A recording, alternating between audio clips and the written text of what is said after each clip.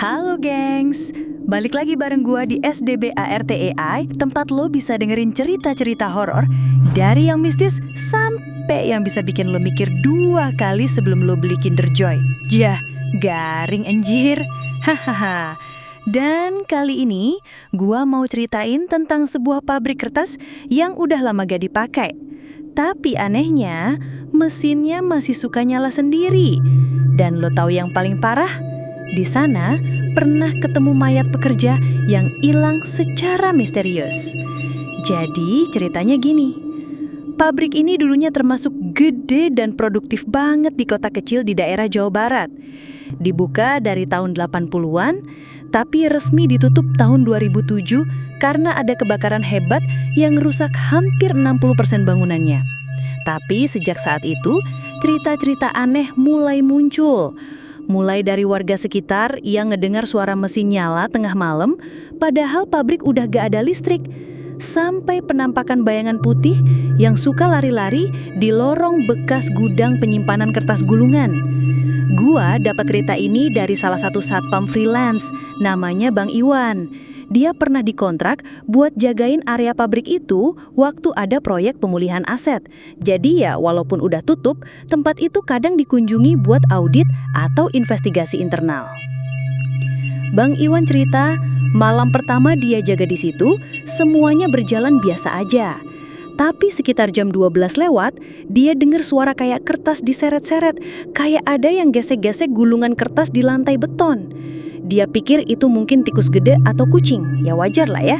Tapi begitu dicek ke gudang, bau anyar langsung nyambut dia. Bau kayak darah kering. Padahal di situ gak ada bangkai, gak ada apa-apa.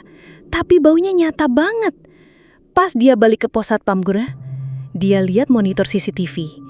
Di salah satu sudut lorong, yang udah gelap dan gak ada lampu, ada bayangan hitam berdiri ngebelakangin kamera, gak bergerak sama sekali. Pas dia zoom, matanya hitam, muka pucat. Dia langsung panik lari ke tempat itu. Tapi lo tahu apa yang dia temuin? Bekas kaki basah di lantai.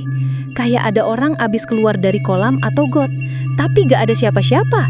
Dan posisinya bener-bener di tempat yang tadi kelihatan di kamera. Sejak malam itu, Bang Iwan selalu ngerasa dia diawasin. Dan yang paling serem, mesin cetak tua di ruang produksi tiba-tiba nyala sendiri. Dan suaranya gak kayak mesin biasa, tapi kayak ada suara perempuan nangis nyelip di sela-sela jeru mesin. Bunyinya grek, Anjir, gua yang denger ceritanya aja merinding. Gak cuma itu gengs, warga sekitar juga punya versi mereka sendiri.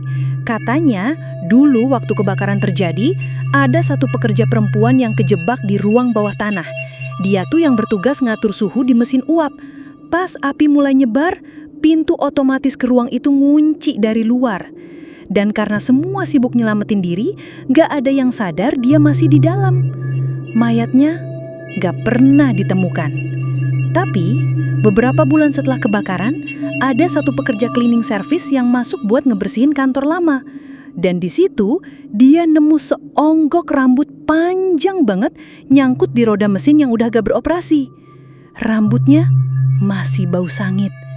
Setelah itu, tiap ada orang yang masuk ke pabrik itu, baik buat survei, audit, atau sekedar numpang lewat, pasti ngalamin satu dari 3 hal ini. Ngeliat bayangan cewek di lorong yang langsung hilang pas dideketin. Kecium bau gosong dan darah yang tiba-tiba muncul tanpa sebab.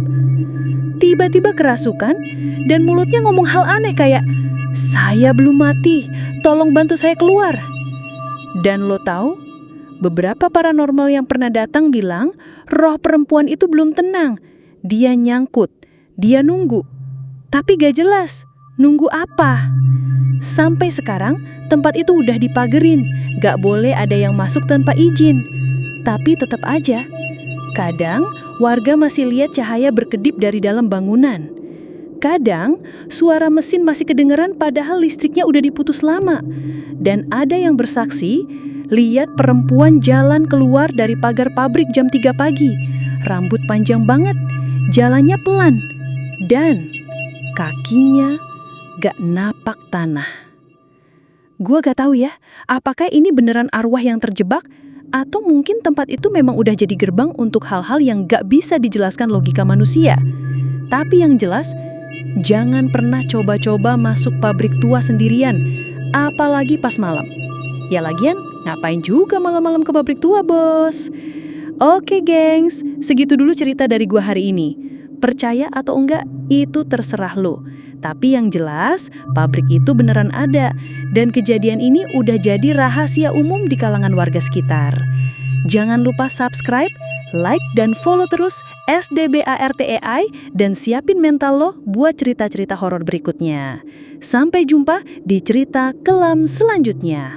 Bye-bye!